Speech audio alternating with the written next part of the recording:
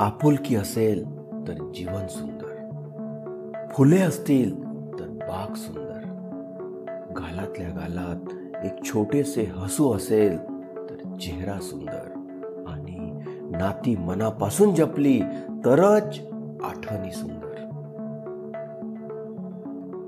कोणी आपल्याला वाईट म्हटले तर फारसे मनावर घेऊ नये, कारण या जगात असा कोणीच नाही ज्याला सगळे चांगले म्हणतील. अंधारात सोबत असणारा काजवा उजेडात सोबत असणाऱ्या सूर्यापेक्षाही अधिक मोलाचा असतो. जगासमोर कितीही चांगलेपणाचा देखावा केला तरी कर्म हे कर्म असतात, ते आज ना उद्या भोगावेच लागतात. जगातील सर्वात चांगली भेट म्हणजे वेळ आहे, कारण जेव्हा कोणाला आपण आपला वेळ देतो तेव्हा त्याला आपल्या जीवनातला तो क्षण देतो जो परत कधीच येत नाही.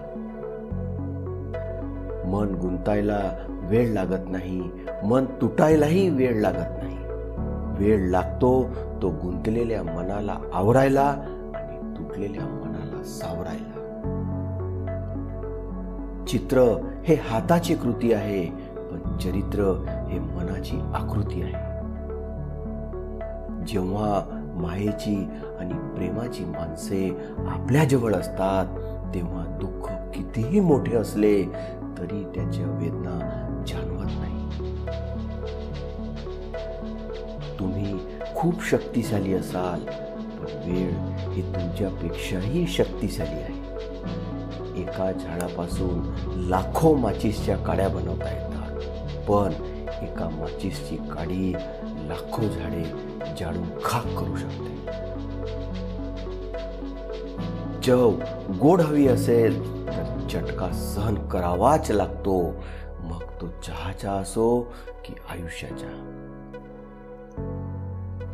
1 कोटी रुपयाचा हिरा अंधारात हरवला, त्याला शोधण्यासाठी 5 रुपयाची मेणबत्ती उपयोगात आली. एखाद्या गोष्टीचे महत्त्व त्याच्या किमतीवर नसते, तर त्याच्या योग्य वेळी येणाऱ्या उपयोगावर असते. कडू गोडी चावली नाही, गिळली जाते. तसेच जीवनात अपमान, अपयश, धोका यासारख्या कडू गोष्टी सरळ गिळाव्यात, त्याला चावत बसू नयेत.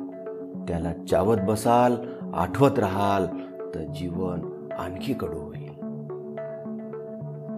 दुरावा कोणतेही नाते संपवत नाही आणि जवळीक कोणतेही नाते घट्ट करत नाही, तर नात्याची घेतलेली काळजी आणि केलेला सन्मान यामुळे नाते अधिक मजबूत होते आणि ते टिकते देखील.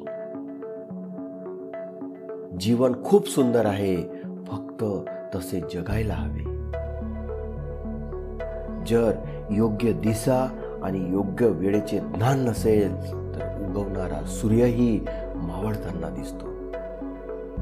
आपली वागणूकच आपले प्रतिबिंब आहे. जर प्रेम हवे असेल तर प्रेम द्यावे लागेल. जर आदर हवा असेल तर आदर द्यावा लागेल.